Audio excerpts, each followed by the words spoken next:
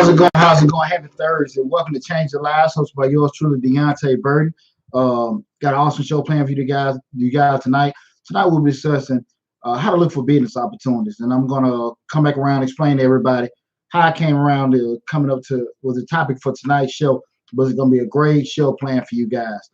I want to start the show off by saying what's up to my awesome producer, DJ Lab. Big shout out to my assistant Jonah, and also big shout out to Slick 316, for working the ones and twos. Got an exciting show because a lot of the information that what I'm thinking about tonight's show has came from a lot of reactions that I've seen. A lot of new perspective and potential entrepreneurs have been talking about a lot of my different Facebook and chat groups and everything. So I'm excited about talking about the show. Again, we'll be discussing how to find business opportunities. As always, what we normally do at the beginning of each show, we go through a rehash, the previous week. And if you look at everything, we just had Mother's Day. I hope everybody had a safe and exciting Mother's Day. All you mothers were celebrated out there. I went by my mom's house and everything, had a good time, cracked a couple jokes. Me and the boys did some stuff with my wife and everything. It was a real funky year where you can't really go any places or anything like that. You can just go sit in a restaurant parking lots for hours, and everything. So that's, one of those things with that. But it was pretty cool. It was pretty cool. Had a great Mother's Day, and I hope all you guys had the same thing as far as your mothers, and you was able to celebrate your mothers and also be celebrated also. So that was pretty cool. Also, this past weekend we lost a couple of musical legends. Lost Little Richard, Andre Harrell, and Betty Wright. Man, that was like three strikes you out right there, ain't it? But unfortunately, we lost three musical icons in the African American community, and unfortunately, Little Richard lived a long life. I don't want to say Betty Wright. You weren't expecting to leave. I don't know if she had any health issues, but definitely Andre Harrell. And again, I don't know if he had any health issues either. But still, you're losing those people and stuff like that. I think we take a lot of our pioneers for granted. Not in a bad way. You just don't think about it, and everything when they're around. So if you get a chance, just kind of look up some old, Betty Wright, some what's the record label Andre Harrell had? Was that Uptown? I know I'm booking it up or something like that. Some of those artists that came in through that era and everything. Just play some of their music. And Little Richard had a catalog all in itself also. Just get a chance to just, kind of burn some of that old music, even though they've been, gone a couple of days and stuff, just to kind of help celebrate those people and everything. Super big shout out to my son, Chetney Deonte Burden Jr. He had already got his scholarship and everything, but we finally got the scholarship award letter in for PJ. So big shout out with that. When you're dealing with the military or military veteran as well, you get a lot of words, but you never know things is a done deal till you get that paper in your hand. So we got the scholarship award letter for PJ the other day, man. I posted on all my different social media platforms. I am so proud of him and everything, and also so proud of me for helping everything happen. So, hell, I ain't gonna be bashful about it. Hell, I work hard to make that stuff. Yeah, I ain't gonna be too quiet about that, and everything. It was, me and him worked hard to get it. He did his part, and I did my part. So I'm not, again, I'm gonna celebrate it, but that'd be damn if I ain't gonna sit here and say I had anything to do with it. But I am super proud because on the flip side of it all, he could have chose not to listen to me, and he chose to listen to me. He trusted me. He followed my lead, and I look forward to seeing all the great impact he's gonna have in his future and stuff. So big shout out to PJ with that. Also want to bring up again. We're still offering the free business and entrepreneurial advice. I'm the owner of Majestic Business Services.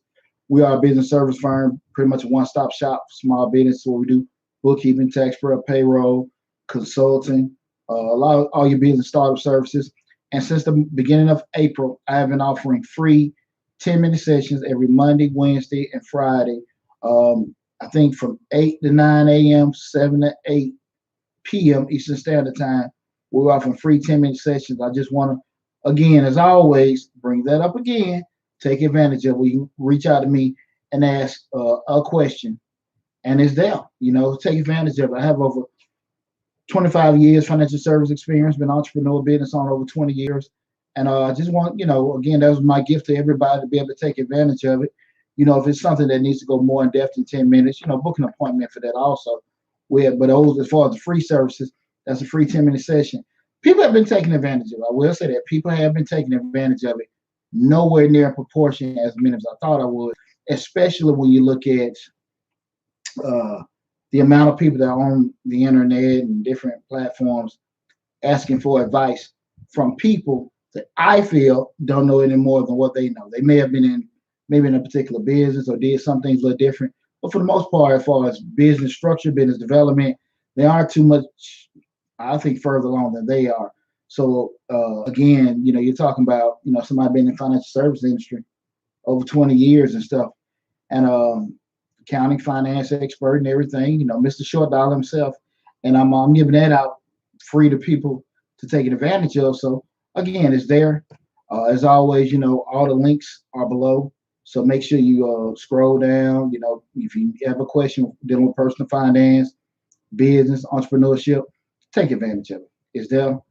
And that's why I put it out there, because I know people need it. We're going through the COVID-19. Everybody dealing with the same pandemic issue. And that's my gift to, for me to you guys. So please take advantage of it. Also, remember, we're still trying to build that email list. So if you're a fan of the show, not a fan of the show, just maybe thinking about starting a business, maybe not, just got certain questions, please, please, please forward us your email address. All the different platforms we got, you can post it, inbox it, email it. All my different contact information is always posted at the bottom of all the videos and everything. Send us those email addresses so we can keep you updated with the monthly and quarterly newsletter, different courses, and different products that we're gonna have coming down the pipe. We'll keep you abreast on it once you're, on the database and that email list.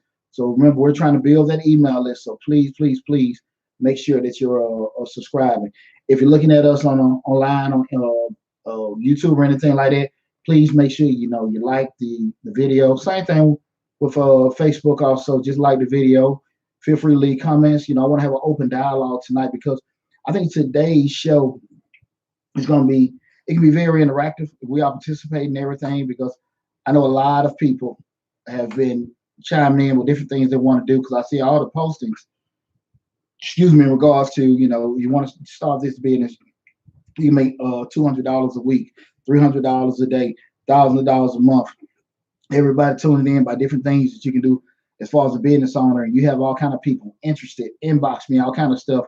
And here's the real deal. You're speaking to somebody that has been dealing in business development, personal finance, business development, of 20 years experience. I can give the whole lowdown and everything. I'm not saying I know everything, but I know a whole lot. And so that's why I wanted to have tonight's show where we talk about that. Again, it's Change Lives, hosted by yours truly, Deonte Burden. Please go to the YouTube channel, subscribe to Change Lives, hosted by yours truly, Deonte Burden. Also go to the Facebook page, Change the Lives, hosted by yours truly, Deonte Burden. Big shout out to Sleep 316. Again, man, I can't thank you enough how you've helped me to grow the Facebook page. Also, check out Mr. Short Dollar on YouTube and Facebook, where we talk about personal finance, entrepreneurship, business development, business and real estate investment. Both platforms, again, they just like Change the Lives. They're on Facebook and YouTube.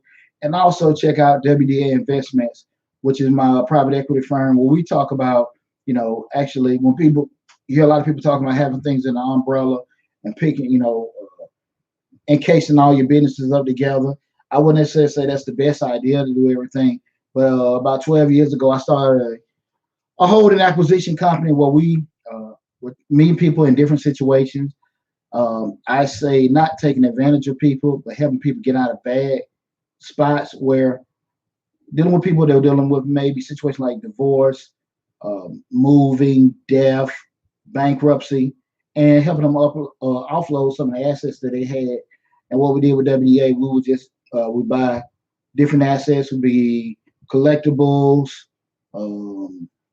heirlooms, businesses, and we at WDA, we've done those acquisitions, and we take those acquisitions and hold them. We may resell them and everything. So if you are in one of those situations where you maybe had a family member pass and they left you some property or some business you don't want to have, you went in the attic, your parents' attic, somebody may have passed, and you see some furniture or jewelry, baseball cards you don't want, give us a call.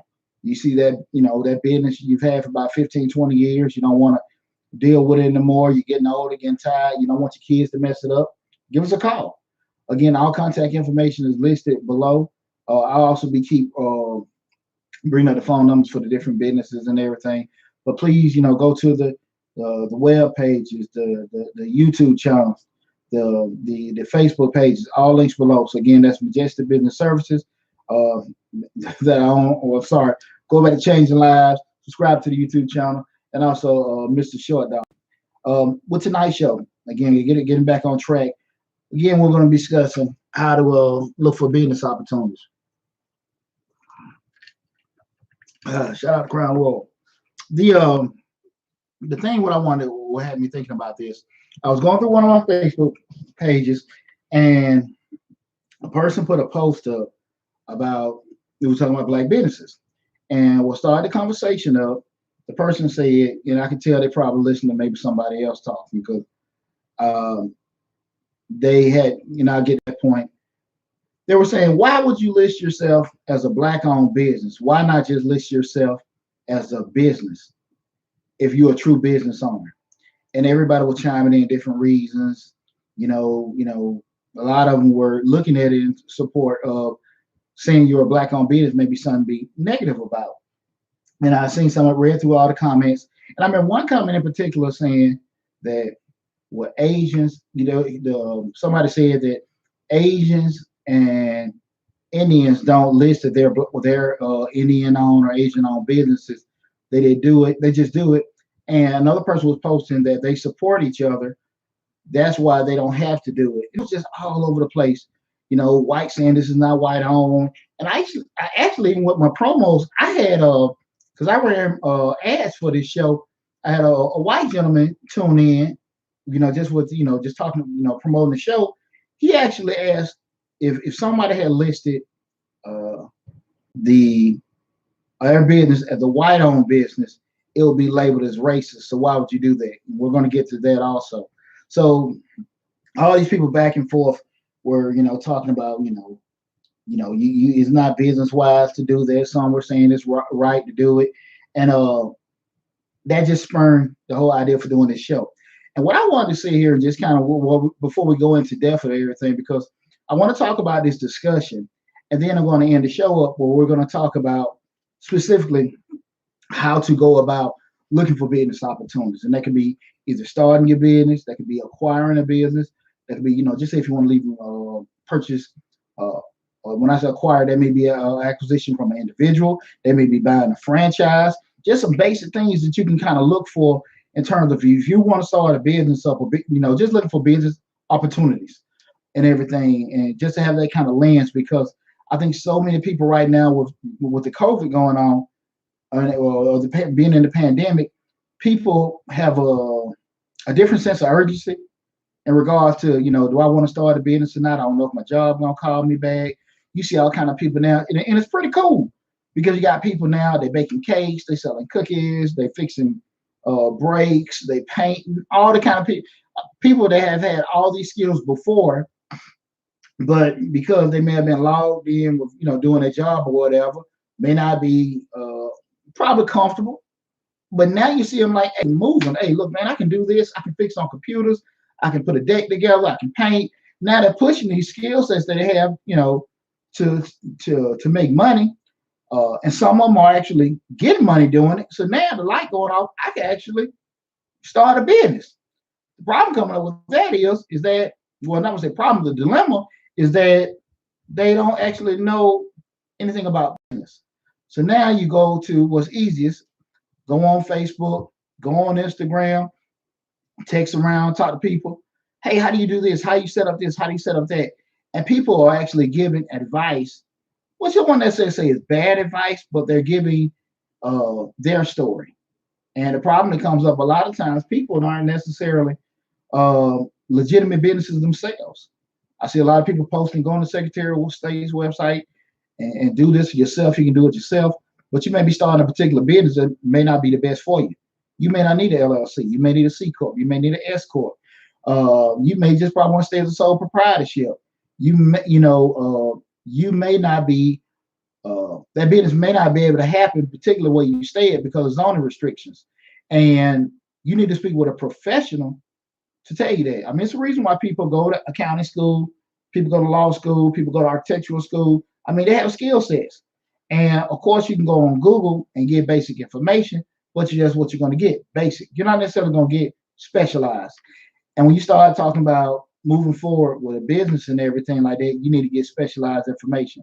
Now, I understand and I know specialized information ain't free, but at the end of the day, the money that you spend on the front end to get your business together, to get everything in line, is a whole lot cheaper than the money you'll spend later on down the road trying to fix stuff or if you're sued or anything like that. Because if you turn around and pay an attorney $500 to $1,000, which I'm not saying is crumbs, to get contracts and get different kind of items drafted and everything, and then you don't have that set up. You went on Google and got a contract, you got a sale agreement on Google, and then you got to go to court, and that contract and it's gonna be like that most of the time, gonna have so many damn loopholes in it. You're gonna have to spend at least what $3, $4, $5,000 just to hire an attorney to litigate that case for you. So like I say again, the money that you think you're saving by going on Google or just doing stuff without seeking proper counsel, it'll blow up in your face. It'll blow up in your face. So I just really encourage people. And I understand you have to do what you can do. But I would say really just give it a good honest effort to try to find those people that are in specialties. And even if you have to postpone certain things and save up and get certain things in a row, I would suggest that as opposed to jumping out there. Because again, when you make rush moves, you're gonna get rush reactions later on. Like I said, the money you think you're making, you'll lose it all. And I'm speaking from personal experience where there are some things that happened to me when I first started my business almost 20 years ago. Made all this money my first tax season. Some things that happened in place. I had to turn around and spend all this money to correct some stuff that I had did incorrectly. Now, if I'd had maybe paid for $200 or $300 insurance policy, that's almost 20 years ago. It's a lot more than that now. To kind of correct some stuff or protect me, I'd be in a different situation. So I'm speaking in different things, and I'm not perfect. Well, I probably have cut corners and stuff like that over the years, and I paid for it. Now, again, you're talking about the past 10 years. Have I done anything like that? Yeah, I would say probably 98% of the time now, as far as making mistakes, because I've learned how to protect myself and cover myself and avoid, shortcuts for the simple fact that you know what shortcuts bring. But back to what we're talking about in regards to the businesses. I was looking at some of the businesses and they were listing, in regards to labeling yourself as black owned or white owned. And what struck me was that a person had listed that Asians and Indians, they support each other. So they don't have to do that. And what I was disagreeing, my initial disagreement with that is, if an Asian or an Indian is in the black community doing business, hell, they ain't supporting. You don't have Asians and Indians going to the black community that's going to that grocery store that the Asians may own. They don't have Indians going into the black community buying gas. And I say this to say that number one, if African Americans, want to have certain businesses and they look at, okay, we don't own these particular businesses, you can start it. I'm never going to sit here and tell somebody to start their own gas station or start their own grocery store. But initially, it's easy from an observation standpoint to say we don't own this, we don't own that. I'm going to cut the crap on all that. We can't get funding and all that. You're speaking to somebody that has acquired pretty much any kind of loan that you want to have. And I do think that a lot of times people don't necessarily know how to get funding, as opposed to they just use that as a crutch. We can't get it. If you know you have credit issues and everything like that, fix your credit. I mean, if you turn the tables around and if a person comes to you and they have a bad history or no history of paying people back that they borrow from, how easy will you to give them money? And I mean, sometimes why I give it to them because they're black and I want to see another brother succeed. I want to see it, especially if you have legitimately. Would you give somebody 10, 50, $100,000, and everybody that they've dealt with, they didn't pay them back? So again, sometimes we may just need to, and that doesn't mean you can't start your business because you may have, you know, issues with your credit or issues as far as, trying to, acquire money. I think just a matter of, going to the lab, postponing some things, reorganizing some things, and then move forward from there. Hurdles, you don't supposed to, stop at hurdles. You jump over hurdles. You may have to kind of pause and adjust yourself and everything, but those barriers aren't meant to stop it. They just kind of, set there for you to kind of, find a way to navigate over or around it. Next, while I was sitting there looking, in regards to the, those particular businesses, um, when people say that they advertise as a black-owned business, I don't see anything wrong with it if that's your target market. And what I mean by that is, if you're selling, certain Afrocentric clothing, hair care products, or even if you're dealing with a, say, soul food restaurant and everything, I don't see what's wrong with advertising as black-owned because that's your particular target market. Now, if you're saying you're black-owned and you're a plumber or a carpenter and everything like that, and if you can realistically say that I can get a customer base that can sustain me, I don't necessarily know if that's wise to do that. But if that's your target market with doing it, I don't see what's wrong with doing it. And you're realistic that my target market can sustain me. What I mean, sustain me, keep my business going. A lot of times what people have a problem with, we'll talk about a little bit more in depth in the show, is that they're unrealistic about if their product or service is needed by a particular market. Just because you open up don't mean people are going to be interested in sticking with your business. And that's the thing about it. A lot of times people figure like, okay, I got this particular cleaning company. I feel like a lot of people should do it. We offer fair prices. We offer, good service and quality work. And I think as a business owner, sometimes you might need to niche it down a little bit more. And what I mean by niche it down is more so find the actual perfect market for you. You might need to find more higher end clients from a different demographic. You may need to probably look for more commercial contracts because there are not enough people in that particular market to pay enough to sustain you. If you're selling certain clothing, certain, foods or everything like that, you have to make sure you're setting everything up in a area that can actually sustain you. And I think that's where a lot of people drop the ball at in terms of doing that market research. Again, these are certain skills we're talking about. If you're a business owner, you will be familiar with. But that's one of the things I think a lot of times people don't spend a lot of time doing the homework with it. Again, it's Change the Live, hosted by yours truly, Deonte Burden. Tonight we're talking about how to look for business opportunities. One of the last things what I want to get at is that when we start talking about support, and this is where probably one of my pet peeves, where we say African Americans don't support each other. I totally disagree. If you got a white business, a black business, or Asian business, Indian business, if you're black, you can go on a black business, white, you can go on a white business, Asians, so forth. They all lined up together. The issue comes up is I think people don't understand the concepts of business in regards to the actual target market. If you think that a consumer should go out of their way to come to your business because you're black, I don't think that's wise to do. I think the onus is on the business owner to make sure that he's delivering a product and service.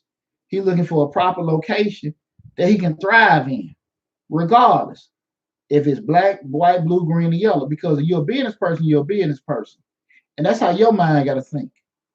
And when I sit there and I gave thought of it, turn around, go to when people are saying listing themselves as a black-owned business, you turn around, go to Jimmy Carter, and you come off the expressway.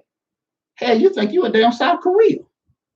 No, they don't say Korean on or whatever on the businesses, but you don't see any damn English anywhere around for about 10 miles. And they got their own everything over there. They listen to every damn thing over there. They got their own police. They got the groceries, everything. And you wouldn't know where the hell you were going unless you probably got your GPS maybe telling you or whatever, because you can't read it. And all the buildings are lined up with it. And I say this to say they're marketing themselves as not in layman's terms Korean on, but everything around that is listed Korean on. Same thing, you go to Buford Highway. or even some places out there in Forest Park, and I even seen it in Morrow. I mean, it's straight Spanish on all the buildings. And you go there and you sit there like, man, it's not labeled as, this is, we only serve Mexicans, we only serve people from South America or anything like that. But the flags are there. There's no damn English anywhere for miles. So theoretically, you're not saying this is, Korean owned or Hispanic owned. But it damn sure ain't saying, hey, make America great again. I mean, you see all these different writings on there, and they're catering to a what? Pacific market. Okay? And that's the thing about it. By doing that, they're doing it. I don't know the numbers that actually the business is thriving or not. I see the businesses, having business. And we know one of my rules that I always say is we don't get traffic confused with profits, but I see they getting business from that particular, demographic. And it's just like what the gentleman brought up to me, the white gentleman. He said if it was a white-owned business and they wrote it on the bill and said this is white-owned, people go crazy. I disagree. Because if I drive 20, 30 miles out of Metro Atlanta, you may not necessarily see white-owned, but you see a gigantic rebel flag that listed on damn near every building, every business, every household, where you're knowing, okay, they're not saying we don't want black folks to come. We don't say black folks are welcome. And they're not necessarily saying white on, but they're still sending a damn message. You know what I mean? Because I'm not coming anything with a big old Dixie flag waving and everything like that. This is one Dukes of Hazzard member that ain't happening here. So again, you're not saying that, but you are saying that, not with words, but more so symbols and everything. So I think that people need to focus more on, as far as business owners, you need to focus more on the product or service you have in relation to the demographic or the market that you're trying to sell that product to, because every black folks not gonna want your product. And if you follow me and listen to a lot of the stuff that I always talk about, I truly believe that products and services are aligned more on a economic standpoint than a racial standpoint, especially with businesses, because I do think at the different levels between lower income, middle income, and higher income, everybody has different interests in terms of the products and services or the businesses that they want to deal with. It's not a right or wrong, it's just it is what it is. And I think that even as we grow as people, our interests that we think about, it just evolves. We might be in a lower income, you may be thinking about surviving day to day. You're in the middle income, you may be thinking about, trying to get your house, trying to get your kids to college. And when you're just in a higher income, you may be looking at, okay, I'm trying to get some more investments. I'm trying to do wealth creation and everything like that. Just different looking through different lenses. And the other two may be trying to progress to the third, or they may be content where they are. But regardless, they got different lenses. And depending on where they at, some may not care, and some may strictly care about the particular place they go in the businesses. You have some furniture stores where you may sit on the sofa. There's a couple of them on Ontario Boulevard where you sit down on them, and the spring's gonna last every bit of 3 months. And by that fourth month, you sitting on the floor. And then you may go to some mid-tier places like some Ashley's or Harrody's where you go, it's decent furniture, good wood, a little sturdy, where more your mid-income may go. And you got some place where you go up to Phipps and Neiman Marcus, and you're like, whoa, you just bought a damn house. It ain't have a little lawn chair or something like that. And it's not a right or wrong, but the taste change. And sometimes it doesn't necessarily even be associated with the quality of the product. But again, it's just that there are different tiers for people with different things. And I think as a business owner, I think more time should be spent on trying to look at things from that perspective in regards to not necessarily black folks buying it. What kind of demographic can we have? Because rounding this whole thing out, what I think a lot of times people don't realize, when you're actually a true business person, you're looking for what the show was talking about tonight, opportunities. And I think from a different perspective is, I'm never tripping on if black folks ain't supporting me, white folks support me. I just need to focus on who's going to support me. So if Deonte can go, and open up Me and a couple of my buddies opened up a smoothie bar in Johns Creek, on the north side of Atlanta. I'm cool with that. I can do it all day and night. And I keep a lot of stuff to myself. But believe you me, Deonte's not gonna be working in there. You get some little white kids from Tech to work in there. If I want to open up an Irish pub and put it right there in Buckhead and stuff like that, I can do it. Again, I ain't gonna work in there. I'll get the crew to work in there. If I want to open up an Indian restaurant or a Persian restaurant where they're serving beef, I can. I'm not gonna work in there, and I'm not gonna have anybody look like me working there. And it's the same thing that they do to us. Again, we can sit here and back and forth where we can do this, we can do that. I mean, it's all about opportunities. If another, I always admired the Asians and Indians that can come into a black neighborhood and can't speak hardly any damn English and start a business up and do it. And people can go through a million excuses. You can't get lending, you can't get loans. That's BS. That's BS. Now, if I want to say the other word I wanted to say, at the end of the day, everybody can get what they have now. Again, you may be able to get along quicker than me. You may have more contacts than me, but that does not stop me from doing what the hell I want to do. It may prolong my efforts, but it does not stop me. If you want, they have enough minority-owned programs, mostly your petroleum companies. If you want to open up a gas station, especially and with those hubs on the stuff, there's tons of opportunities. If you want to actually open up your own grocery store and stuff like that, you can.